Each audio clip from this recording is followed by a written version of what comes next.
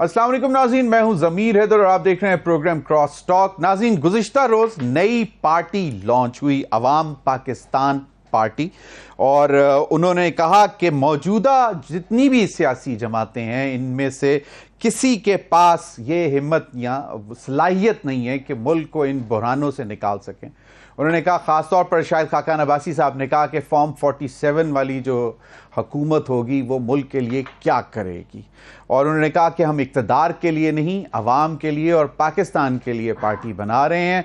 और बहुत सी बातें की जो आप सबको मालूम है, लेकिन कुछ क्रिटिक्स का ये ख्याल है कि शायद ये भी एक मिस एडवेंचर साबित हो सकती है कि स्पेस है या नहीं है, लेकिन अभी they are handful of people, इनको अभी बहुत टाइम लगेगा, लेकिन जितना टाइम दरकार है शायद उतना है नहीं। ये मामलात भी हैं। दूसरी जानिब मेरे ही प्रोग्राम में मियां जावेद लतीफ़ साहब ने बोला था कि मौजूदा जो इस वक्त हुकूमत है इसको ज़बरदस्ती हुकूमत दी गई, और एक दफ़ा फिर बेसिकली रियासत बचाने के लिए उन्होंने सियासत कुर्बान की।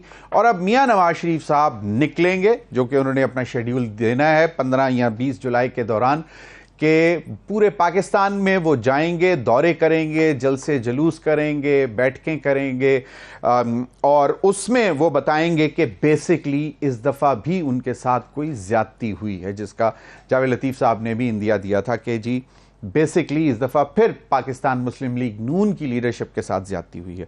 ये भी मामलात हैं। दूसरी जानिब बैरिस्टर सैफ खैबर पख्तूनख्वा हुकूमत के मुशीर इत्तलात, वो कहते हैं कि जनाब अब हम लॉन्ग मार्च करेंगे अगर हमें दोबारा जलसा करने की इजाज़त नहीं दी गई, और उन्होंने बाकायदा थ्रेट दे दी है, और उन्होंने कहा कि अब जो है अवामी ताकत ने जाली फॉर्म 47 हुकूमत और ऐवानों को हिला कर रख दिया है और आइंदा भी हिला देंगे, और अगर अब इस्लामाबाद की में हमें जलसे की इजाज़त ना दी तो हम लॉन्ग मार्च करेंगे, जिसके लिए वक्त और जगह का तयन खुद करेंगे। वो तो थ्रेट्स भी हैं। राना सनाउल्लाह साहब कहते हैं 9 मई के वाक़यात और अभी भी बैरूनी मदद इनके PTI के साथ है, और वो एक बैरूनी एजेंडे पर काम कर रहे हैं। इन्हीं तमाम मामलात पर बात करेंगे। मेरे साथ इस्लामाबाद स्टूडियो में मौजूद हैं सेनेटर डॉक्टर हुमायूं मोहम्मद साहब, सीनियर रहनुमा पाकिस्तान तहरीक इंसाफ। बहुत बहुत शुक्रिया डॉक्टर साहब आपके वक्त का। मेरे साथ मौजूद हैं शेख सलाउद्दीन साहब, स्पोक पर्सन है अवाम पाकिस्तान पार्टी जो कि कल लॉन्च हुई है, और शेख सलाउद्दीन साहब 35 साल MQM के साथ रहे हैं, और अब वो अवाम पाकिस्तान यानी कि जो शायद खाकान अब्बासी साहब की बैंड वैगन है उसमें उस पर मतलब चढ़ चुके हुए हैं। आमिर इलियास राना साहब किसी तारुफ के मोहताज नहीं, senior journalist, analyst, columnist, anchor, सब कुछ ही हैं। बहुत बहुत शुक्रिया आमिर इलियास राना साहब आपके भी वक्त का। आज एक तो हम वेलकम करते हैं जी शेख सलाउद्दीन साहब को, और इनको मतलब हम दुआएं देते हैं कि अल्लाह आपकी पार्टी को कामयाब करे। शेख सलाउद्दीन साहब, 35 साल कोई छोटा सफ़र नहीं होता, बड़ा तवील सफ़र था। एक तो ये भी बता दें कि ये फैसला कैसे किया, MQM को छोड़ना इतना आसान नहीं होता, और कहा यह जाता था, अब तो शायद हालात बदल गए हैं कि छोड़ना नहीं जाता था या उनको बिल्कुल फारिग कर दिया जाता था, तो तब वो MQM से। एक तो ये, और दूसरा अवाम पाकिस्तान पार्टी क्यों? बहुत शुक्रिया। बिस्मिल्लाहिर्रहमानिर्रहीम। देखें, एक तो सबसे पहले ये कि आप सब जानते भी हैं कि MQM पाकिस्तान या MQM जिस वक्त हम लोग सब साथ होते थे लंदन से लेके पाकिस्तान तक, हमारी एक जद्दोजहद, एक स्ट्रगल थी। हमने अपने हकूक़ के लिए बहुत मतलब एक ऐसी जद्दोजहद की जिसमें हमारे अपने साथी भी शहीद हुए। अल्लाह ताला उनको अपने जवार रहमत में जगह दे। यकीन कुछ ना कुछ ऐसी चीज़ें होती हैं जहाँ पे तर्ज़ सियासत जो है वो चेंज हो जाता है या आइडियोलॉजी चेंज हो जाती है, जिसकी वजह से हमें कहीं ना कहीं अपने आप को फिर देखना होता है कि हमें कौन सी डायरेक्शन पे जाएं। मैं यकीन करें कि मेरी MQM के जितने भी हमारे लीडरान हैं, चाहे डॉक्टर खालिद मकबूल सिद्दीकी साहब हों, डॉक्टर फ़ारूक सत्तार साहब हों, मुस्तफ़ा कमाल भाई हों, या फिर अनीस भाई हों, अमीनुल हक भाई हों, मेरे लिए सब भाई से इज़्ज़त और एहतराम है, और मेरा कोई भी किसी से इख्तिलाफ नहीं। एक आइडियोलॉजिकल जो चीज़ें थी वो नहीं हो रही थी। मैं समझता हूँ कि कुछ चीज़ें ऐसी होती हैं जहाँ हमें फ़ैसले करना पड़ते हैं, तो उस वक्त मुझे ये चीज़ें कुछ काफ़ी दिनों से जो है वो मैं एक देख रहा था। जो अभी 2024 के जो इलेक्शन हुए उसके बाद कुछ रिजल्ट्स ऐसे थे जिस तरह से शाहिद खाकन अब्बासी साहब ने भी अपनी प्रेस कॉन्फ्रेंस में कल भी, इससे पहले भी बताया, फॉर्म 47 की जो बात हो रही है, यकीनन ये एक बहुत अहम बात है, क्योंकि मैं ये समझता हूँ कि एक हमारा इलेक्शन एक्ट 2017 का जो कानून है, जो एक्ट है, वो एक्ट ये कहता है कि अगर फॉर्म 45 आपके हाथ में नहीं है तो फॉर्म 47 फिर वो आपके एक्सेप्टेबल नहीं है, और अगर फॉर्म 45 नहीं मिले आपको तो इसका मतलब पूरा इलेक्शन नल एंड वाइड है। तो ये इलेक्शन कमीशन ऑफ पाकिस्तान का काम है कि इसको देखें। वो तो चले, अभी मामला तो अदालतों में चलेंगे, हाँ, ट्राइब्यूनल्स में चलेंगे, वो तो है। तो अब वो नई पार्टी की स्पेस है। अच्छा, अब देखें, इस वक्त जो मैंने भी महसूस किया जब मेरी मुलाकात शाहिद खाकन अब्बासी साहब से, मिफ्ताह इस्माइल साहब से हुई, बहुत लॉन्ग हमारी डिस्कशंस रहीं और हालात के ऊपर भी। तो इस वक्त देखें एक जो माहौल बना हुआ है, जो इस वक्त हुकूमत जो अभी है, मौजूदा हुकूमत भी है, और जो सियासी माहौल, सियासी एक बहरानी कैफियत में भी है हमें, और एक ऐसा फैक्टर शामिल हो गया जिसमें बदतमीज़ी, बदतहजीबी। तो हम ये समझते हैं कि इस वक्त ज़रूरत इस बात की थी कि कुछ लोग सामने आएँ और एक सॉफ्ट स्पोकन लोग हों, जिसमें पढ़े लिखे लोग हों, और हमारे पास अब अच्छे लोग भी आ रहे हैं, और हमारी एक ख्वाहिश भी है कि हम इसको जो है, शाहिद खाकन अब्बासी साहब ने क्लीन लोगों पे बहुत जोर दिया था कि कोई करप्शन, जी, किसी को एलिगेशन ना हो, कोई टैग ना लगाओ, कोई टैग नहीं लगाओ, कोई बैगेज ना हो। तो मेरे ख्याल में ये एक अच्छा अमल था जो मुझे भी बहुत अच्छा लगा, और हमने कहा कि पाकिस्तान के अंदर ज़रूरत है एक ऐसा वैक्यूम, एक ऐसा खला है सियासत के अंदर कि हमें किसी न किसी ने वो पुर करना है। तो अगर हम आगे बढ़ के करते हैं, और ये देखें इलेक्शन से पहले भी कर सकते थे, तो आपको ये लगता है कि इलेक्शन के लिए आ गए, या फिर कोई वो जैसे एक कॉन्सेप्ट या कोई ऐसा परसेप्शन आ जाता है कि भाई ये जो है बस मतलब ये लाया गया है। शेख सलाउद्दीन साहब, ये बड़ी एक लंबी जद्दोजहद होगी। जी बिल्कुल, लॉन्ग मतलब, क्योंकि नई पार्टी का बनना और उसको फिर आगे लेकर चलना है, उसमें बड़ा टाइम लगता है। लेकिन आपको मतलब मुस्तफा नवाज खोखर साहब, again a very thorough gentleman politician, वो भी थे इसमें, लेकिन वो लॉन्च के वक्त नहीं थे। बस वो उनका कुछ इश्यूज हैं, कुछ समझ लें पिटीशन थी, कुछ अपनी कॉन्स्टिट्यूंसी के कुछ मसाइल थे, जिसमें शायद मेरे ख्याल में एक दो दफ़ा शाहिद भाई ने भी बताया और मुफ्ता भाई ने बताया। उन्होंने मेरे प्रोग्राम में ये अनाउंस किया था कि वो 6 तारीख को साथ नहीं होंगे। उन्होंने कहा कि बिल्कुल नई पार्टी की जगह मौजूद है, होनी चाहिए, लेकिन वक्त मुनासिब नहीं था। देखिए, अब वैसे हाँ, एक चीज़ मैं ऐड कर दूँगा छोटी सी, क्योंकि आपने कहा कि बहुत लॉन्ग जर्नी है हमारा, बिल्कुल लॉन्ग जर्नी है, लेकिन हम इसके आदी हैं। अच्छा, हमने 30-35 साल एक जगह लगाए, 20 साल तक हमने जद्दोजहद की। फिर मैं 2008 में जब फर्स्ट टाइम मैंने मुझे कॉन्टेस्ट के लिए दिया गया, मतलब कॉन्स्टिट्यूंसी से, तो फिर हम MNA बने, और उसके बाद जो है 10 साल हम इस पार्लियामेंट में रहे। तो हमारी जद्दोजहद का कोई मसला नहीं है, और हम पाकिस्तान के लिए, पाकिस्तान के अवाम के लिए एक ऐसा चीज़ लाना चाहते हैं कि जहाँ पे लोगों को पसंद आए, जो हमारी आइडियोलॉजी जो होगी या हमारा मैनिफेस्टो जो होगा, वो समझ में आएगा कि वाकईतन ये जेन्युइन है। डॉक्टर हुमायूं मोमिन साहब, आपने गुफ्तगू सुन ली, वो तो आपको भी मतलब शाहिद खाकन अब्बासी साहब वैसे मतलब कहते हैं कि इस वक्त सबसे बड़ी पार्टी है, फॉलोइंग है, सब कुछ है, लेकिन वो कहते हैं कि जी आप भी कुछ कर नहीं सकते, दिखा नहीं सकते, इसलिए नई पार्टी की ज़रूरत थी। बिस्मिल्लाहिर्रहमानिर्रहीम, इय्याका नअबुदु व इय्याका नस्तईन। देखिए, I am sure there is always a room. अच्छा, एक चीज़ होती है, इट्स नॉट कि रूम है, बाज़ लोग अपनी जगह बना सकते हैं।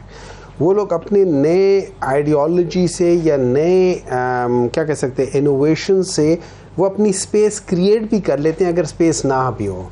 पॉलिटिक्स एक बहुत वसी जो मैदान है। अब इसमें आना और उसके बाद आके फिर आगे जाना और फिर गवर्नमेंट बनाना और उस तरह से करना, इट इज़ अ स्ट्रगल।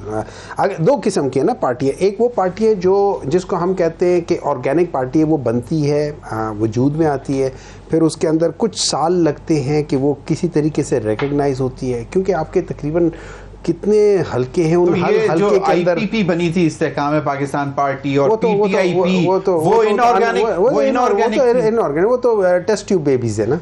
अच्छा, हाँ, तो that's why they couldn't survive. एक सर्टिफिकेट आपने दे दिया कि शाहिद खाकन अब्बासी साहब की अवाम पाकिस्तान पार्टी ऑर्गेनिक है। देखिए, अभी तो ये जिस तरीके से ये स्टार्ट हो रही है, मेरे ख्याल में इट्स के एक पार्टी से लोग हट के हटाया नहीं जा रहा, बनाया नहीं जा रहा, वो हट के खुद बना रही है। मेरा एक नज़र है कि जो मैं ये कर रहा हूँ, सो इट्स गुड कि आए, अच्छे लोग आए, सामने आए, लेकिन इट्स अपहिल स्ट्रगल। अब देखिए, बात ये हो जाती है कि रास्ते में कितनी दफ़ा मैं हिच हाइक करता हूँ, या मैं और थ्रू आउट में पैदल सफ़र करता हूँ। और जब आप पैदल सफ़र करते हैं वो लंबा सफ़र होता है, वो मुश्किल सफ़र होता है, लेकिन वो सही सफ़र होता है। सबर आसमान सफ़र होता है और उसी का फल होता है। उसमें ये जो स्पीड वाली चीज़ होती है ना, ये नहीं होती कि जैसे बहुत सारी पॉलिटिकल पार्टीज है वो बनी है और दराज उन्होंने वो आए हैं और बनते गए और विद इन 5 years उनके ये यहाँ पे भी किसी हुकूमत के साथ बैठ गए, वहाँ पे भी बैठ गए।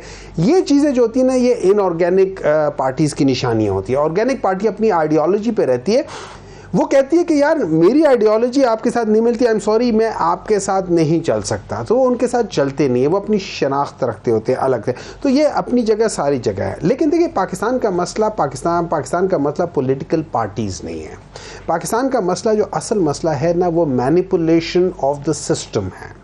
Manipulation of the system, for example, अगर आज हम कहते हैं इलेक्शन कमीशन ने 2024 का किया है और फिर कुछ मेरे दोस्त खासतौर पे आमिर साहब कह देंगे कि आप 2018 की बात क्यों नहीं करते, तो 2018 में भी मैनिपुलेशन इलेक्शन कमीशन ने किया था, 2013 में भी इन्होंने किया था, 2000 उससे पहले भी किया था, 19 में भी किया था, हर तरह किया था। तो प्रॉब्लम इलेक्शन कमीशन है। अब इलेक्शन कमीशन वन वे और अनदर वे किसी ना किसी के साथ मिलके, किसी के कहने पे मिलके ये सारी चीजें करती है। प्रॉब्लम वहां है। जब तक हम उस प्रॉब्लम को हल नहीं करेंगे, जब हम तक उस प्रॉब्लम के लिए हम लोग सारे जो है ना सोल्यूशन, अच्छा इसके लिए मिल बैठने की जरूरत नहीं है। अच्छा, इसके लिए एक आइडियोलॉजी है, वो पॉलिटिकल आइडियोलॉजी, वो डेमोक्रेटिक प्रोसेस है। उस डेमोक्रेटिक प्रोसेस में फॉर एग्जांपल अगर एक जगह पे गलत हो रहा है, पार्लियामेंट मौजूद है, उसमें अच्छी लेजिस्लेशन करें, देखिए लेजिस्लेशन कमीशन को एम्पावर करें और इलेक्शन कमीशन अभी इन्होंने बताया आपके एतराज़ात जितने अभी शेख साहब ने कहा है कि इलेक्शन एक्ट के अंदर ये है कि अगर आपका फॉर्म 45 नहीं होता तो आपके वो नहीं। यहां फॉर्म 45 पूछ कौन रहा है? देखिए सिस्टम, ये एक्ट्स हर जगह पे हैं, उसके ऊपर इंप्लीमेंटेशन कौन करे? फिर आप सब कहते थे कि चले जाओ उधर। अच्छा वहां जाके हमने क्या देखा? हमने ये देखा कि आप जो मर्जी डिसीजन ले लो, मैंने आपसे निशान ले लिया जी, ठीक है, अब निशान ले लिया, अब इलेक्शन कमीशन उसकी इंटरप्रिटेशन कैसे करता है, अब ये वो जाने उनको कहां से मामला अदालतों में जाते हैं, आपके अदालतें डू यू अंडरस्टैंड प्रॉब्लम कहां है? डू यू अंडरस्टैंड प्रॉब्लम कहां है? चलें, उसको ठीक करना है। गाड़ी में प्रॉब्लम, आपके गाड़ी में प्रॉब्लम साइलेंसर का है, आप इंजन को ठीक करें और गाड़ी आवाज देती है। आपने ऑर्गेनिक और इनऑर्गेनिक की बात की थी, सिर्फ यस और no, is Pakistan Tehreek Insaf an organic party? Very much organic. Okay, Aamir Ilyas Rana sahab, एक तो इन्होंने आपके वो पहले ही कह दिया कि आपने ये बात करनी है, मुझे नहीं मालूम आपने वो करनी है कि नहीं करनी। अब ऑर्गेनिक और इनऑर्गेनिक भी आपके सामने है। एक नई पार्टी, आप शायद खाकान अब्बासी साहब को शायद मेरे से भी बेहतर जानते हैं, बहुत करीब से जानते हैं। He is a thorough gentleman और कह भी यही रहे हैं कि जी हम सारे क्लीन लोगों को लेके आएंगे। एक तो फ्यूचर बताइएगा अवाम पाकिस्तान का, फिर इनऑर्गेनिक भी डिफाइन कर दें, और फिर जो आप सेनेटर साहब ने आपके लिए कहा कि शायद आप उठाएंगे वो सब बात, तो उस पर भी बात कर दें। सेनेटर साहब ने बातें सारी दुरुस्त कही हैं, नतीजा मेरे ख्याल में थोड़ा सा मुख्तलिफ निकाल लिया, तो उस पर आता हूँ। पहले जो नई पार्टी बनी, हर शख्स का पाकिस्तान में राइट है कि वो अपनी सियासी जमात बनाए और सियासत करे, क्योंकि उसकी एक ही शर्त है ना कि पाकिस्तान के साथ रहे, पाकिस्तान के खिलाफ ना हो। यही है ना, इसके अलावा तो कोई कदगन नहीं है। तो ये सारे लोग अच्छा है, बड़े अच्छे हैं। आपको पता है सालेहीन की जमात इस्लामी भी है, लेकिन वोट नहीं मिलता। बड़े बड़े अच्छे पायदार लोग वहाँ पे इकट्ठे होते हैं, फिर वो निकल भी जाते हैं, रह भी जाते हैं। तो यहाँ पे मसला आम आदमी है। ये शायद खाकान अब्बासी साहब नवाज शरीफ के साथ बड़ी लंबी इनिंग्स खेल के वजीर आजम रहे, और इन्होंने उस वक्त ये कहा कि मैं तो टाइम नहीं मिल रहा, इतने मंसूबे हैं कि मैं इफ्तिताह करता चला जा रहा हूँ। लेकिन जब एक डिमांड आई नैब के कानून को बदलने की, जिसको अब ये कहते हैं कि ख़त्म हो जाना चाहिए, तो ये साकिब निसार साहब से एक ही मीटिंग के बाद उसकी तरफ गए ही नहीं, कि उन्होंने कह दिया था कि जी मैं उड़ा के रख दूंगा। तो इन्होंने भी तो, मरता बंदयाल साहब ने भी तो उड़ा दिया था। तो पार्टियां तो फैसले करती हैं और फिर हौसले के साथ उस पर लड़ती हैं। 16 महीने वो पीडीएम गवर्नमेंट के पार्ट एंड पार्सल रहे। वो हर ईसीसी में होते थे, हर इंपॉर्टेंट फैसले में बैठते थे प्राइम मिनिस्टर शहबाज शरीफ के साथ। वो पेट्रोलियम मिनिस्ट्री में बराह रास्त अफसरों के पास पहुंचते थे, कंपनियों के लिए भी बात करते थे, काम करते थे। मुझे बहुत तफसीलात पता है। अब वो अगर कहीं गुस्सा ये है कि मुझे दोबारा वजीर आजम नहीं बनाया गया, तो ये भी एक बात हो सकती है। मिफ्ता इस्माइल साहब, वो 2 दफ़ा वजीर खजाना पाकिस्तान की कॉन्स्टिट्यूशन की शिकों के तहत बनाए गए, वो इलेक्ट होके नहीं आए थे। पार्टी ने तो इनके साथ किया, मतलब इन्होंने कौन से ऐसे इनकलाबी काम किए थे जो इतने बड़े तजर्बे के बावजूद कोई एक ऐसा ये नहीं काम कर सके कि उठा लेते अपनी पार्टी को, काम कर लेते। चले, अच्छी बात है। अब उन्होंने एक मैनिफेस्टो भी दिया है, सलाउद्दीन साहब बैठे हुए हैं, वेलकम, वो अच्छे तरीके से इसकी तर्जुमानी करें, क्योंकि किसी की ये नहीं है बैन कि जी आप पार्टी क्यों छोड़ रहे हैं। सही। आपने कोई ऐसा नारा मस्ताना भी नहीं लगाया कि मैं फलां के खिलाफ हूं, मैं फलां के हक में हूं। आप भी गवाही दे रहे हैं नवाज शरीफ की, और नवाज शरीफ भी आपकी गवाही दे रहा है, दोनों आप एक दूसरे को दुरुस्त कह रहे हैं, तो खराबी तो नहीं निकली। और जिनके खिलाफ आप पीटीआई के खिलाफ बात कर रहे थे, अब आप सबको छोड़ के आम आदमी तक कैसे पहुंचेंगे, ये तो जाहिर है इनका मसला है, हम तो उसे जज ही करेंगे। जो पॉलिटिकल बात हो रही है ना कि ऑर्गेनिक है नहीं है, हमने बहुत सारी पार्टियां हर तरह की देख ली हैं, इनको जाना पब्लिक में ही है, और पब्लिक के अलावा तो नहीं है ना, क्योंकि इंटेलेक्चुअल बहस बहुत हो चुकी इनकी पार्टी के आने से पहले लॉन्चिंग पे मुस्तफा नवाज खोकर इस्लामाबाद के हल्के से थे, जैसे आपने कहा, और वो क्यों पीछे चले गए। वो कहा है कि बाद में आ जाएंगे, ठीक है आ जाएंगे, लेकिन आपके पास अगर अवामी सतह पे किसी बंदे ने कुछ करना था तो वो यही था। शायद खान अब्बासी साहब पहली दफा आजाद जीते थे अपने वालिद साहब के बाद, खान अब्बासी साहब के बाद, लेकिन उसके बाद वो PMLN और उनके इत्तेहादों में ही रहे, और जब लड़ने का इलेक्शन का वक्त आया था तो वो पीछे हट गए, और उन्होंने कहा नहीं मैं इसलिए कि मैं अपनी पार्टी बना रहा था। बहुत अच्छी बात है। ये अब इम्तिहान होगा सबका कि कितनी पब्लिक में डिमांड लाते हैं, या ये एयर कंडीशन रूम्स में ही सारी ब्रीफिंग्स करते रहेंगे, लोगों में कब जाएंगे देखना होगा। जो सेनेटर साहब ने बात कही ना, क्योंकि मैंने कहा है कि मैं उनकी तमाम बातों से इत्तेफाक करते हुए, ताकि वो मेरा पॉइंट भी आ गया, उसमें सारी चीजें हो गई। इशू ये है कि इलेक्शन कमीशन कोई चीज है, कोई मुतहर्रिक चीज है, वो तो एक बिल्डिंग है, उसके अंदर चीफ इलेक्शन कमिश्नर आते हैं और चले जाते हैं। जस्टिस सरदार रजा इनके लिए बहुत अच्छे थे, इनके लिए सिकंदर सुल्तान राजा बहुत बुरे हैं। यही हो सकता है ना कि आप जो बात वो कह रहे हैं ना जी, इसके लिए बैठने की जरूरत नहीं है, और आपने बजा कहा कि पार्लियामेंट मौजूद है, तो बिल्कुल ठीक है, तो आप तजावीज दें कि जी ये चीजें अगर गवर्नमेंट इस पे बात करना चाहती है तो कमेटी, कम अज कम स्टैंडिंग कमेटी में तो बैठना ही पड़ेगा ना, किसी भी मुसवदे को मुझे ये शक्ल देने के लिए, सही देने के लिए। शाहिद खान साहब ने ऐसा कौन सा किया है काम कि वो कहें कि जी ये कर लो प्रोग्राम, मुझे भी अच्छा लगेगा। गुफ्तगू बहुत अच्छी थी दोनों की, मिफ्ता साहब की भी और उनकी भी, लेकिन हल क्या है? हल गुफ्तगू नहीं है ना। यही पीटीआई का है कि जैसे अब उन्होंने ऑपरेशन अज़्म इस्तेकाम पे कहा है कि हम बैठेंगे, इमरान खान ने कहा है ना, ये सबसे अच्छी बात है। ये वो जेस्चर है जहां से पीटीआई का पॉलिटिकल रास्ता बनेगा। अगर ये चले जाएंगे और अगर ये फिर यू टर्न हो गया तो रास्ता कोई नहीं है। जो मर्जी कहें बातचीत के अलावा, या तो फिर आप निजाम को गिरा लें, घुटनों के बल ले आए। 2 जून को या 3 जून को इमरान खान साहब ने कहा था हम बजट पास नहीं होने देंगे, वो तो हो गया। अब सारी उम्मीद इस बात पे ज़ाहिर महंगाई हुई है और बेशुमार हुई है, उस पर कोई शख्स ये नहीं कह सकता कि ये बजट बहुत अच्छा था, किसी भी लिहाज से अच्छा नहीं था। हर आदमी के लिए ये अलमनाक वाकया है, ये बजट जो हुआ है ना, दर्दनाक किस्से आएंगे अभी। पहले ही बहुत लोग नीचे गिरे हुए हैं, तो किसने हल देना है? पीटीआई ने हल दिया कि जी इसके बदले में ये हल हो सकता था। सिर्फ आजादी से तो नहीं ना हल हो सकता। आपके पास 4.25 साल थे, आप कहते हैं कि हम आइडियोलॉजी पे जाएंगे, तो आपने तो जिनको कहा तांगा पार्टी, जिनको कहा चोर हैं, डकैत हैं, ठीक है, उन सब के साथ आप बैठ गए। मतलब एमक्यूएम के साथ भी आप बैठे, और फिर आपने निकल के कहा कि मेरी मजबूरी थी और जनरल बाजवा सब कुछ करते थे, और जब बैठे थे तो आप कहते रहे कि नहीं सब कुछ मैं करता हूं, इससे अच्छा जनरल कोई नहीं। तो 2 अमली तो सबकी मौजूद है ना। तो फिर अगर आज ये बात समझ आ रही है कि हमें कुछ करना है तो लाए मुसवदा आप बिठाएं। वैसे आमिर लियाज राना साहब, आपने बहुत अच्छी तरह ये जो आखिरी बात की ना, उस बहुत अच्छी तरह ऑर्गेनिक और इनऑर्गेनिक को भी डिफाइन कर दिया इसी में, between the lines, and this is true. Senator साहब that's not true। देखिए दो चीजें, देखिए ऑर्गेनिक मैं आपको बताता हूं, देखिए ऑर्गेनिक का मतलब 97 में it was organic and it turned out to be inorganic in 2011. If I'm wrong, Ilyas Rana साहब बताएं, मैंने गलत कहा या सही कहा? नहीं, आप तो नहीं, मैं क्योंकि सेनेटर साहब देखिए जी ड्यूरिंग दैट टाइम, देखिए आप देखिए मैं आपको एक बात बता देता हूं। देखिए इस तरह है कि जो आप बात कर रहे हैं ना 2011 में हो गए थे, आप 30 अक्टूबर की बात कर रहे हैं, ठीक है, 30 अक्टूबर जो 2011 में जलसा हुआ था, मैं उससे बहुत पहले से पाकिस्तान तहरीक इंसाफ के साथ हूँ और मैं ग्रोथ देख रहा था।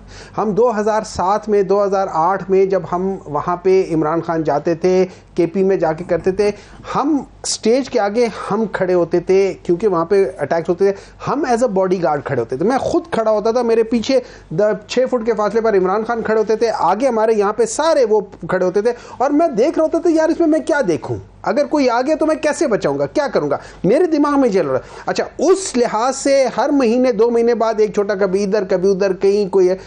अब मैं ये देख रहा हूं कि हमारे वहां पे लोग ज्यादा से ज्यादा आने शुरू हुए। अच्छा, अब 2011 का जो अक्टूबर का जो वो था ना, उसमें मैं आपको एक चीज बता देता हूं, व्हाई आई से ऑर्गेनिक। अगर इनऑर्गेनिक हो ना तो उसके अंदर जज्बा नहीं होता। जब इनऑर्गेनिक, जब मैं बंदों को बिठाऊंगा ना, उनके अंदर वो जज्बा नहीं होगा, वो नंबर्स होंगे, but you will not feel that heat, you will not feel that emotions. आप अगर जाके वो देखें, वहां आपको इमोशंस नजर आएंगे, वो इमोशंस बताते हैं कि ये ऑर्गेनिक है। इनऑर्गेनिक भी जलसे हैं, वहां पे आप जलसों में जाके पूछे आप किससे मिलने आए हो, क्यों आए हो, दे वोंट टेल यू कि मैं कहां से आया हूं, क्यों आया हूं। अच्छा, ऑर्गेनिक की एक और निशानी है, ऑर्गेनिक की निशानी ये है कि मैं लोगों को इकट्ठे करूंगा, उनको पैसे दूंगा, उनको लेकर आऊंगा करो। इनऑर्गेनिक की ये कि लोग खुद आएंगे, बीवी बच्चों के साथ आएंगे, वो ऑर्गेनिक निशानियां हैं आपके पास। देखिए, यू हैव टू अंडरस्टैंड कि अगर आपने organic inorganic, you don't do one test, you have to do so many test. उसमें इनऑर्गेनिक लोग थे। अच्छा, एक मिनट है जाए, 2011 के जलसे में सिर्फ एक पुराना पॉलिटिशियन हमारे साथ स्टेज पे बैठा हुआ था, वो थे मियां अजहर साहब। बाकी सारे हमारे यही असद कैसर, ये मुराद सईद, यही सारे बैठे हुए थे। ठीक है, बिल्कुल। So how do you say that? I agree, but like, you know, I fail to understand one thing and I have to go for a break. वो ये होती है कि कौन सी एक ऐसी चीज होती है जो पहले ऑर्गेनिक हो, फिर इनऑर्गेनिक हो जाए, फिर ऑर्गेनिक हो जाए। ये एक मेरी समझ से बाहर है। I have the same question. देखिए, इसमें इंप्योरिटीज आई हैं, मैं मानता हूं, उस इंप्योरिटीज के खिलाफ हम भी खड़े हुए हैं। ये जहांगीर तरीन वगैरह जब आए थे, I was one of the people who stood in the CEC meeting and I voted against his वो है, लेकिन हमारे लिहाज से वो इंप्योरिटीज थी। ठीक है, लेकिन क्या बाकी पूरी पार्टी इनऑर्गेनिक हो जाती? नहीं, I don't say that. लेकिन यही सवाल मैं फिर ब्रेक के बाद आऊंगा तो मैं शेख सलाउद्दीन साहब से भी पूछूंगा, क्योंकि चैलेंजेस यकीनन एक नई पार्टी के लिए बहुत बड़े, और खास तौर पे जब क्लेम्स बहुत ज्यादा और बहुत टॉल क्लेम्स होते हैं। नाज़रीन, वक्त तो एक ब्रेक का, हमारे साथ रहिए।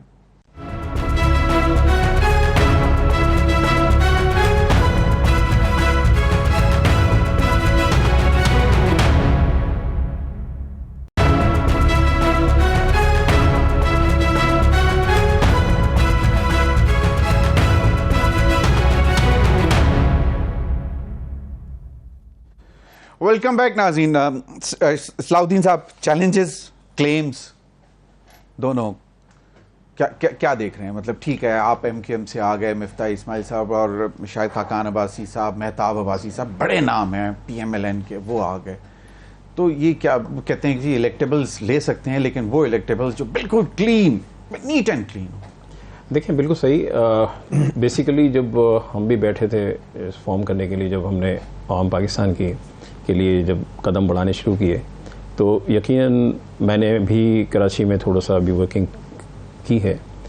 तो अभी हमने कमेटी बनाई है जिसके अंदर हम ये चाह रहे हैं कि जो भी इन होगा, जो भी आना चाहते हैं, और यकीनन वेलकम है, मतलब हर आदमी आ सकता है, लेकिन उसमें जो बात है वो ये रखी गई है कि कोई किसी किस्म का किसी के ऊपर कोई बैगेज ना हो, किसी किस्म की कोई एलिगेशंस ना हो, और साफ़ सुथरे लोग आएँ। इसके अलावा हम ये चाह रहे हैं कि अब नए लोग आएँ, यूथ आए।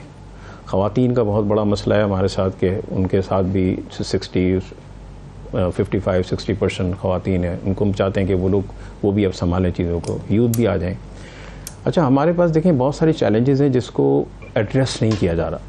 लाइक आपने देखा होगा कि खाकान अब्बासी साहब ने भी कहा कि 2.5 करोड़ बच्चे हमारे ऐसे हैं जो स्कूल नहीं जा रहे।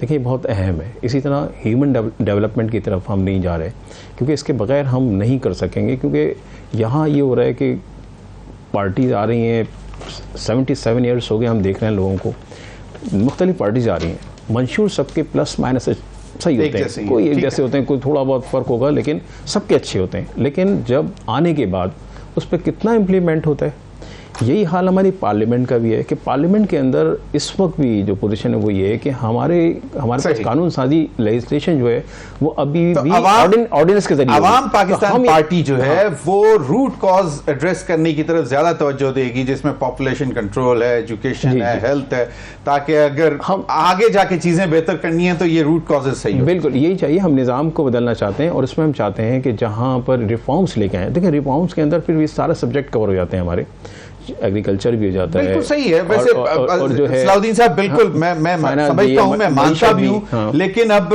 इतने साल जर्नलिज्म के 32 साल जर्नलिज्म के और इससे पहले भी के तब्दीली लाना चाहते हैं, रिफॉर्म्स लाना चाहते हैं, कुछ नया करना चाहते हैं। अल्लाह करे आप करें। मैं जरा आगे थोड़ा सा सियासी मामलात की तरफ चलते हैं।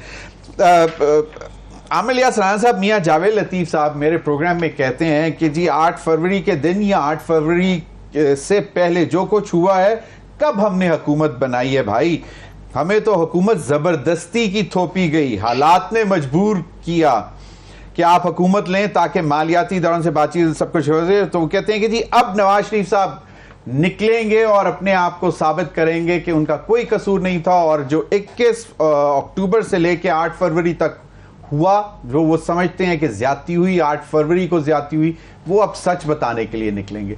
ये मुझे कुछ समझ नहीं आई कि ये क्या नया सच जो हमारे सामने आने को रहता था वो आने लगा। नहीं, 21 अक्टूबर से लेकर 8 फरवरी तक नवाज शरीफ साहब मॉडल टाउन में क्यों बैठे रहे? वो पब्लिक में क्यों नहीं गए? वो चंद मखसूस जलसों में क्यों गए? किसी ने रोका हुआ था उन्हें? तो फिर ना जाते, फिर इलेक्शन का बाइकआउट कर देते कि मैं नहीं, मुझे नहीं जाने दे रहे। किसी ने रोका था जब वो 10 या 11 फरवरी को आके उन्होंने मॉडल टाउन में कहा कि शहबाज शरीफ को मैंने कहा है तमाम जमातों से रब्ता करें? ना कहते। देखिए, अब आप ना ये नहीं कह सकते, मियां जावेद लतीफ़ साहब हमारे बड़ा अच्छा ताल्लुक है उनसे, लेकिन ये बस अब मैं नहीं समझता कि ये बातें कहने वाली रह गई हैं। वो आके ये बताएं कि मैंने नवाज शरीफ से ये बातें की हैं और मैं इस बात पे इख्तलाफ करता हूँ, या उन्होंने मुझे ये बताया है। कुछ बताने को नहीं है। पहली बात यह है कि आपने कैंपेन अच्छी मौसर नहीं चलाई। दूसरी बात यह है कि आपने जिम्मेदारी क्यों ली। पहले तो आप हमें सुनाते रहे और हम भी कहते रहे कि बिल्कुल ठीक है, मैं उस बात पे कायम हूँ आज तक कि इमरान खान अगर फरवरी 22 में IMF का मुआहदा न तोड़ते तो पाकिस्तान के हालात इतने बुरे नहीं होने थे। बात ठीक हो गई। आप 16 महीने हमें रगड़ते रहे अवाम को और रियासत बचाते रहे, हम आपके साथ थे। अब आपसे साथ ये सवाल नहीं हो सकता, आप हमें ये चूरन नहीं बेच सकते। आप ना लेते गवर्नमेंट, आप कह देते हमें दोबारा जेलों में डाल दो, हमें जो मर्जी करो, फिर बात होती। अब आपने जिम्मेदारी ली ना, तो जवाब सिर्फ आपको देना है। आपने बजट बनाया, आपने लोगों को बिल्कुल तहस नहस कर दिया है, इसमें कोई शुबा नहीं है। मरियम नवाज जो प्लान करने जा रही हैं और अगर वो कल ऐलान करती हैं, बहुत बड़ी बचत हो जाएगी। अगर वो सोलर देने जा रही हैं 200 यूनिट तक वाले को फ्री और 500 वाले तक को, ठीक है ना, मतलब वो किस्तों में और बिला सूद पैसे दे के बहुत बड़ी बचत हो जाएगी। अगर वो ये नहीं करते और ये सिर्फ ऐलानात करते हैं, मुझे बताएं लोग कहाँ जाएंगे? लोग तो मारेंगे, मर जाएंगे। ये मुल्क अनारकी की तरफ जा रहा है। ये बातों से नहीं हो सकता कि मैं शबाना रोज मेहनत करता हूँ, प्राइम मिनिस्टर साहब कहते हैं और भाई आप अगर आज इतवार को छुट्टी के दिन चले गए तो हमने कहा था आप वज़ीर आज़म बन जाएं, हम पे एहसान किया था। अगर खान साहब घर पे चले जाते थे 5 बजे तो हम नहीं कहते थे कि जी क्यों चले जाते हैं, आप काम करें। सही है। आप नथिया गली क्यों जाके बैठ जाते हैं, काम करें। यही बात आपसे है भाई, आपने जिम्मेदारी ली है मुल्क को बचाने की, तो इतवार को ये टिकट क्यों इशू कर रहे हैं कि छुट्टी के दिन चले गए? भाई आपकी 24/7 जॉब है, आपने 25 करोड़ लोगों के मुस्तकबिल के लिए फैसले करने हैं। तो ये फैसले टिकर और सोशल मीडिया पे नहीं होंगे। पहले एक सोशल मीडिया की पार्टी सेनेटर साहब की बैठी हुई है, उन्होंने भी 4.25 साल में कुछ नहीं किया। उन्होंने 11 साल में केपी को क्या दिया? आज उनकी यूनिवर्सिटियों के पास पैसे नहीं है, वो सारा मलबा आज नई गवर्नमेंट पे डाल रहे हैं। लेकिन मुझे सिर्फ ये बता दें, मैंने पहले भी 1-2 दफा कहा है, खान साहब के दौर में क्या वो जीरो हो गए थे पैसे 4.25 साल में जो केपी ने विफाक से लेने थे? अगर तो हो गए थे तो बहुत अच्छी बात है कि अब से रोके गए हैं, अब आप वापस कीजिए। नहीं किए तो फिर हर चीज को सिस्टम में तमाम पार्टियों को, जो पीपल्स पार्टी बैठी हुई है वो स्टेक होल्डर है बहुत बड़ी, वो 2 सूबों में हुकूमत बना के बैठी है, आईनी मनासिब लेके बैठी हुई है मरकज में। तो ये चीजें बातचीत के अलावा ज़मीर साहब नहीं हल होने। यहाँ बयानात तंजिए हम लड़ते रहें, कुछ भी नहीं होने का। हमें हल चाहिए इस वक्त आम आदमी को ना तजज़िये नहीं चाहिए, उन्हें इंटेलेक्चुअल गुफ्तगू नहीं चाहिए। तो ये जो कल ओवर बिलिंग की शिकायत पर लेस्को के जिम्मेदारान के खिलाफ कार्रवाई और फिर उनके पैसे, मुझे तो नहीं लगता कि आज तक तो आपने सुना नहीं कि जिसको बिल आ गया हो और उसके बाद उसने जमा भी करा दिया और उसका फिर बिल एडजस्ट हो गया हो। और दूसरा, मरियम नवाज साहिबा तो कहती है कि टिकटॉक पर आने के लिए बड़ी मेहनत करनी पड़ती है। आप कह रहे हैं कि सोशल मीडिया से जो है वो, अब जो आपने इशारतन कहा कि सोशल मीडिया की पार्टी हमने देख ली जो अब जहां पे बैठी हुई है, और आप you have rightly pointed out के जो 9 अप्रैल 2022 को पीटीआई की हालत थी, क्योंकि इनके अपने पार्लियामेंटेरियंस अपने हलकों में नहीं जा पा रहे थे। लोग उस वक्त इन पर सवालात उठा रहे थे कि जी आपने क्या किया है हमारे लिए, और जो उस वक्त हालात थे सबको मालूम थे।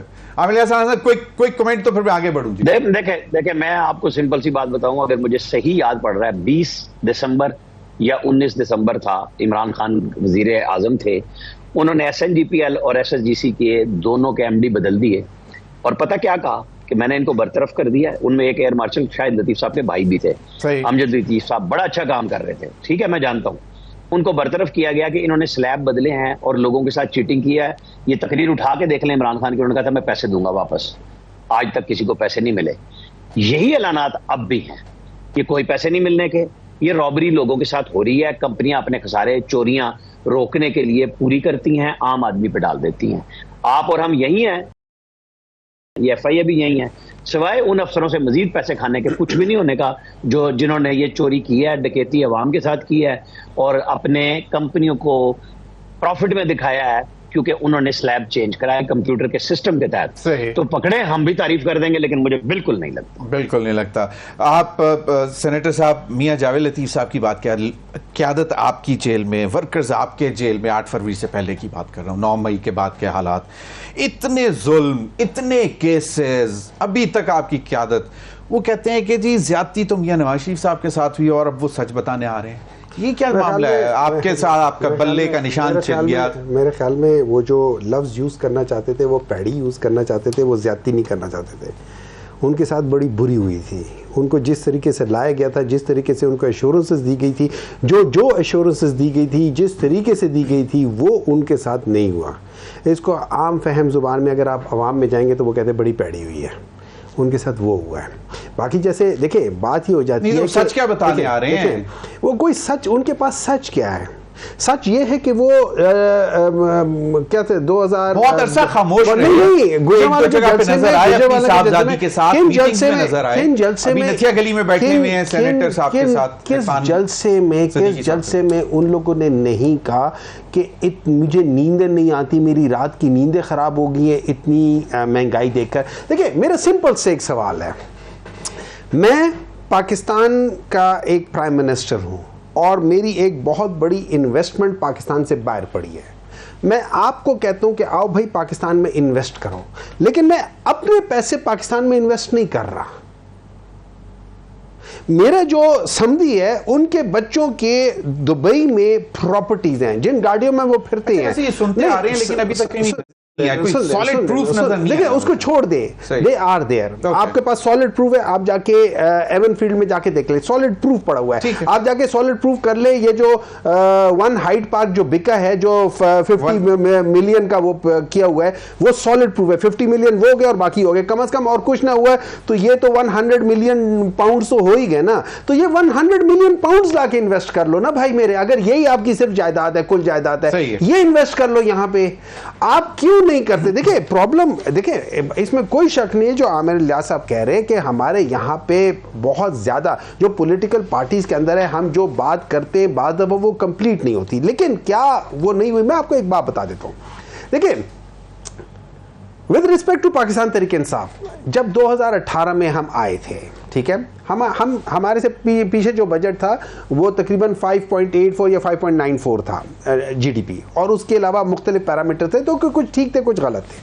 हम लोगों ने अपना जो चेंज किया था, हर एक की इक्तिसादी पॉलिसी फर्क होती है। हमने जो चीजें लेकर आए थे, कुछ हमारी अपनी भी कोताही थी कि हमें जिस वक्त करना चाहिए था उस वक्त नहीं किया, डिले किया। आई एग्री विद दैट, ठीक है, उसकी वजह से हमें नुकसान हुआ। लेकिन हमने 3 बजट दिए ना, चौथा हमने नहीं दिया। हमने 3 बजट दिए। पहले बजट में हमने कोई 3% पे चले गए, दूसरे बजट में हम 0.67 पे चले गए, समथिंग लाइक दैट, कोविड भी वजह थी। लेकिन तीसरा बजट क्या था? 5.84। चौथा बजट जो हमने नहीं किया लेकिन वो बिल्कुल एंड में था, वो क्या था? 6.2 था। तो हम तो वापस लेके थे। अच्छा, प्रॉब्लम ये था, जो जिस चीज का सारी दुनिया रोना रहती है, देखिए मैं गवर्नमेंट में हूं, मैं कह देता हूं आज के मैं ये अगले 3 महीने तक ये नहीं करूंगा। उसकी वजह भी पूछना। वजह ये थी कि फरवरी में हमें पता चला कि जो हमने बजट में जो चीजें रखी हुई थी कि मैंने इतने कमाने, इतने कमाने, इतने कमाने, वो सारी चीजें जो आपके अहदाफ होते हैं, मैं वो फरवरी में अचीव कर लेता हूं। अब इसका मतलब है मार्च, अप्रैल, मई, ये 3 महीने इसमें मुझे एक्स्ट्रा मिलेगा। मुझे एक बात बताएं, अगर आपके घर में आपको पता है कि किराया इतना होगा, स्कूल फीस इतनी होगी, उसके बाद कुछ पैसे आपको पहले मिल जाते हैं, एक्स्ट्रा मिल जाते हैं, आप क्या करेंगे? आप अपने बच्चों के लिए चीजें नहीं लेंगे। तो अगर हम लोगों ने that was the reason to say no to IMF. नहीं, that was not the reason to say no to IMF. देखिए, हम लोग, अगर मैं आपको यह भी बता देता हूं, अगर पाकिस्तान तहरीक इंसाफ वहां पे रहती तो ये फड्डे भी ना होते, ना IMF खफा होता, ना कुछ होता। हमने उनके, देखिए IMF सिर्फ एक चीज कहता है, वो कहता है अपने बजट को बैलेंस रखो, जो चीज कमा रहे हो उससे कम खर्चे करो, उसका और कुछ वो नहीं है, ठीक है। अच्छा, एक और बात कर देते हैं, आगे ये लोग सारे आ गए, यही सारे लोग आ गए, उन्होंने आके अगर हमने 10 रुपए बढ़ाए थे और या 10 रुपए कम किए थे 2 चीजों में, भाई अगले दिन आप वो कमेटी, वो क्या कहते, कैबिनेट बिठा के कह देते कि हम उसको रिवर्स करते हैं। आपको किसी ने रोका था? वो फिर ऐसा रिवर्स होना शुरू हुआ कि वो कहां से कहां 150 हो गया। इससे पहले 35-40 साल से एक होता था, इन 2 पॉलिटिकल पार्टीज में से एक आती थी, एक जाती थी, एक आती थी, एक जाती थी। डू यू नो व्हाट, इस दफा ये दोनों इकट्ठी आ गई, माइनस माइनस डबल हो गया। नहीं खैर, अच्छा, माइनस माइनस डबल हो गया बीच में।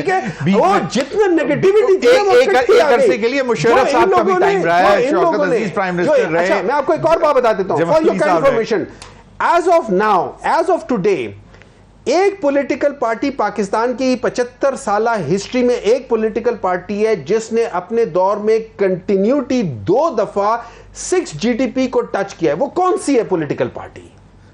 पाकिस्तान तहरीक इंसाफ। सही है, बिल्कुल ठीक है, बिल्कुल।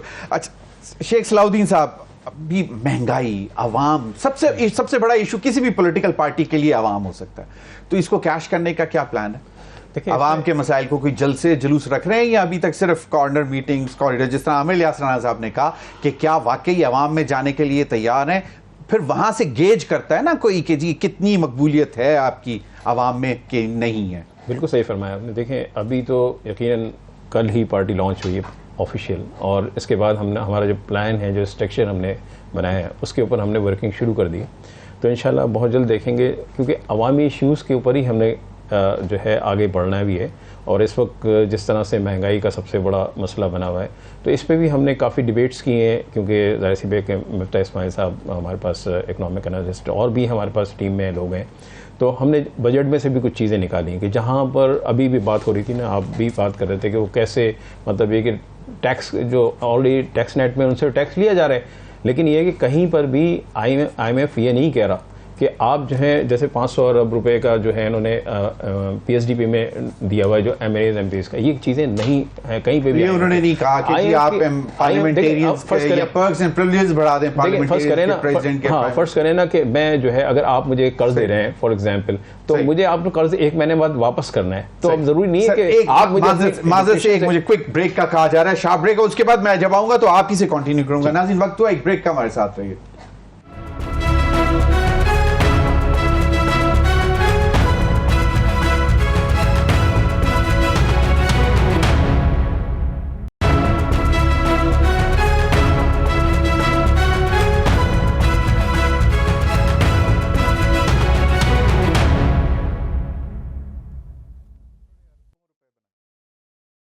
वेलकम बैक नाज़रीन। नाज़रीन, गुफ्तगू हो रही थी शेख सलाउद्दीन साहब, स्पोक्स पर्सन अवाम पाकिस्तान पार्टी, नई पार्टी। एक तो ये मुझे बताएं कि शहर इक़्तिदार में भी मौलाना साहब भी कह रहे हैं, मिफ्ता साहब भी कह रहे हैं कि मिड टर्म ये क्या है? कुछ लग रहा है आपको कि मिड टर्म है, इसीलिए अभी फौरी तौर पर लॉन्च कर दी, जिसके मुस्तफा नवाज खोखर साहब का ख्याल था कि ज़रूरत है नई पार्टी के लेकिन वक्त मुनासिब नहीं है, लेकिन आप लोग समझ रहे हैं कि शायद मिड टर्म पे आप लोग? नहीं, मेरे ख्याल में इसमें ये बात नहीं थी। ये तो अगर लॉन्च होती 2024 के पहले, अगर इलेक्शन से पहले, तो फिर तो यकीनन वो इक़्तिदार की जंग चल रही होती और पावर उसके लिए लेना होता है, और इक़्तिदार में आने के बाद जो भी अपने प्रोग्राम प्लान पार्टी बनाएंगे, इंतखाबात लड़ेंगे, और अगर लेकिन ऐसा ऐसा मुमकिन नहीं था, क्योंकि इसीलिए तो इस वक्त तक पार्टी बनी नहीं थी।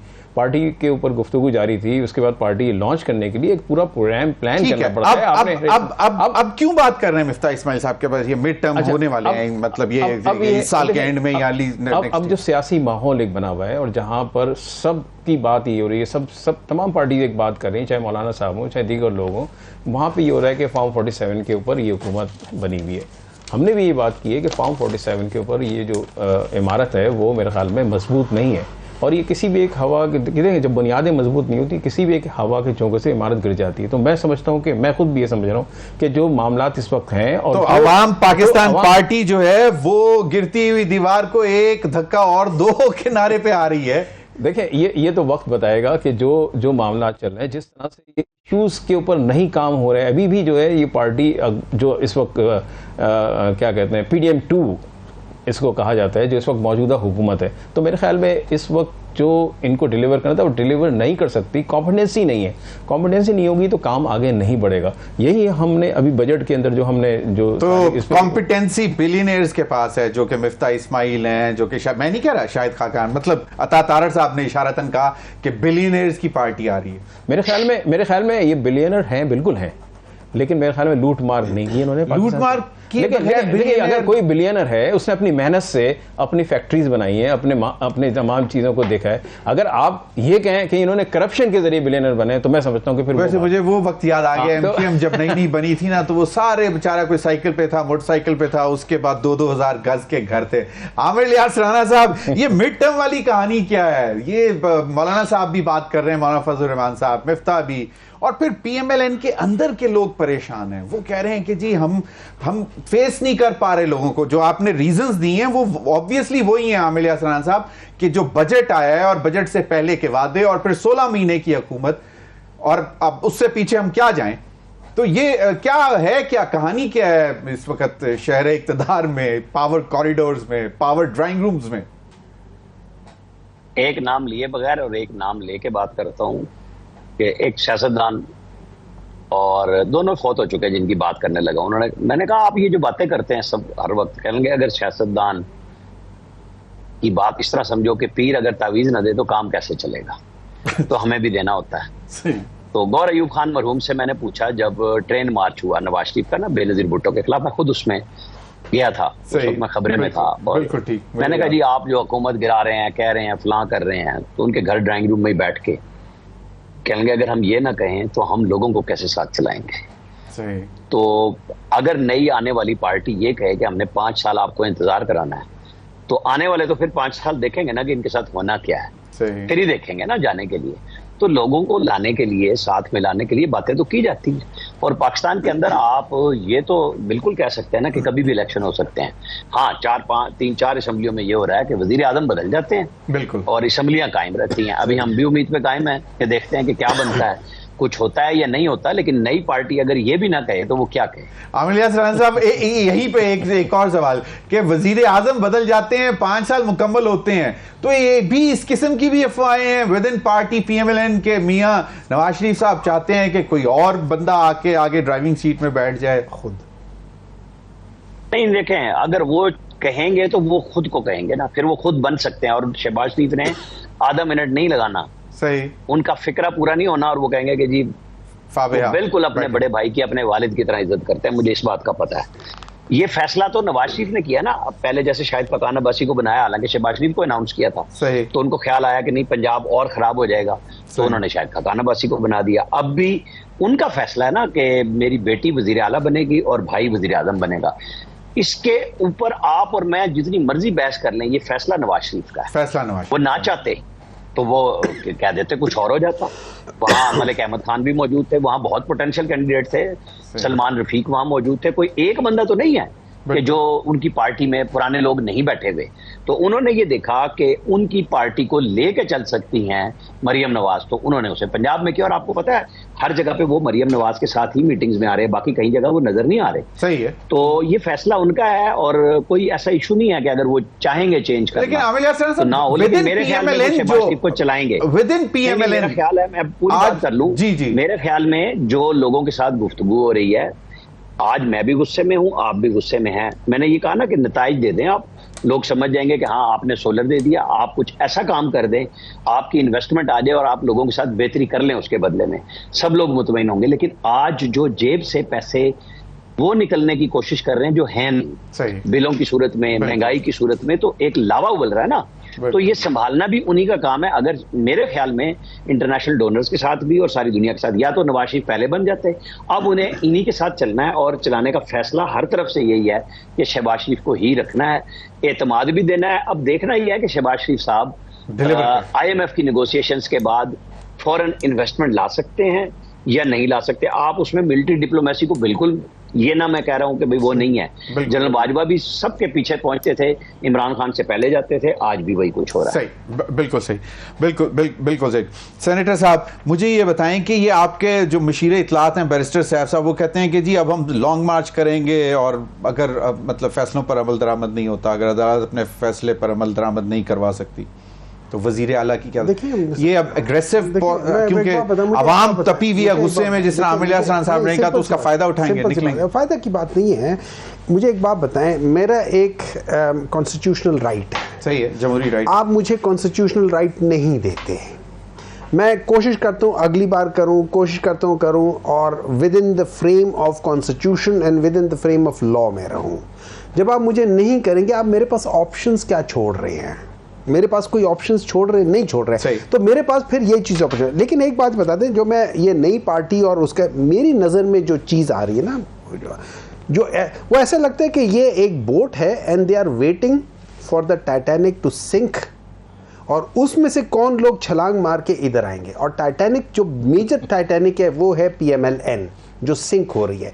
जो वो बात करें ना, आमिर राना साहब बात करें कि मियाँ नवाज शरीफ आज कहते, तो वो शहबाज शरीफ इस वजह से नहीं छोड़ेंगे कि वो मियाँ नवाज शरीफ ने कहा हुआ है, वो इस वजह से छोड़ेंगे कि he knows he is in thick soup, और वो कहेंगे आप ले ले का मेरा नाम, क्योंकि एंड में उनका नाम आ जाएगा। नंबर 2, जैसे उन्होंने कहा है बहुत बड़े बड़े लोग, देखिए हम पाकिस्तान का मसला क्या है? पाकिस्तान का मसला पॉलिटिकल मेरिट नहीं है। हम उस बंदे को दे रहे हैं जगह के जो कि कहता है कि अब आज के बाद से जो मुमालिक हैं, बाहर वाले हैं, वो हमें साइफर नहीं भेजेंगे। हम लोग बता रहे हैं उस बंदे को जो कहता है कि यार मैं टिकटॉक इसलिए करती हूं कि मैं मेहनत करती हूं। हम उन लोगों को कर रहे हैं। देखिए, आपको जो आपके पॉलिटिकल अच्छे लोग हैं, पढ़े लिखे लोग हैं, आप उनको लेकर आओ सामने, आप उनको आगे करो। वजह क्या, ये दोनों आए हैं, वजह ये कि इनके खूनों में, इनके रगों में जो खून दौड़ रहा है ना, वो उस फैमिली का है। मतलब आप कह रहे हैं कि डायनेस्टिक जो स्टाइल है वो वही चीज है, हर जगह पे वही चीज है, वही चीज है। आपने उसको, और ये याद रखे, दुनिया में जो डायनेस्टीज खत्म हुई है वो इसी वजह से हुई है कि उन लोगों ने अपनी उन औलादों को आगे आने दिया था कि जो उसके काबिल नहीं थे।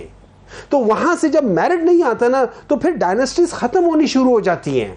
सही। और मेरिट पे उस्मान बुज़दार थे नहीं थे या नहीं थे, देखिए वो देखिए दैट्स अ पॉलिटिकल डिसीजन। अगर नहीं थे तो वो अपनी जगह है, लेकिन एटलीस्ट ही वाज नॉट क्या कह सकते हैं, रिलेटिव वो नहीं थे। आपको इस चीज को करना चाहिए। वो बेशक उन्होंने गलत किया, मैं उसको डिफेंड नहीं करूंगा, लेकिन इस चीज को ये याद रखें कि आप उसको क्रिटिसाइज करने के से आप ये बता देते लोगों को कि उससे बेहतर है डायनेस्टी करो। आप डायनेस्टी ना करो, उससे बेहतर है आप उन लोगों को लेकर आओ। चलें, बिल्कुल, ये लंबी हो जाएगी। 30 सेकंड्स सलाउद्दीन साहब, कराची में आजकल फिर एक तूफान उठा हुआ है, पीपल्स पार्टी और MQM आमने सामने की, जी वो ये डिलीवर नहीं कर रहे, वो 15 साल उन्होंने ये कर दिया, सिंध में रहने के लिए कोई मतलब जगह नहीं बची, मुस्तफ़ा साहब कह रहे थे। ये क्या है MQM और ये लव हेट रिलेशनशिप ही रहता है MQM का हमेशा, क्योंकि आपने 35 साल गुजारे हैं, करती क्या है एमक्यूएम वैसे? देखिए बेसिकली देखिए, एक तो हमें समझना चाहिए कि कराची की जो डायनामिक है बिल्कुल अलग है पूरे पाकिस्तान के जितने भी शहर हैं। Karachi is the biggest city of the Pakistan. So यहाँ पर जो ज़रूरत है उस बात की कि 3.5 करोड़ की आबादी के अंदर अगर आप ये चाहते हैं कि पूरे सिंध के अंदर एक आईजी संभाल लेगा तो नहीं हो सकता। दुनिया के ग्लोब के अंदर जाके देखें आप कि 1-1 करोड़ के मुल्क होते हैं, 20-20 सूबे होते हैं, चीज़ें होती हैं। तो वहाँ पे हमें अगर ईमानदारी से इस शहर से अगर हम इकोनॉमिक हब कहते हैं तो इसको as a economic hub treat करना चाहिए, वरना बहुत मुश्किल रहेगा। आप तीनों हजरात का बहुत बहुत शुक्रिया। नाज़रीन अब तक के लिए इतना ही, इजाजत दीजिए, अल्लाह हाफिज।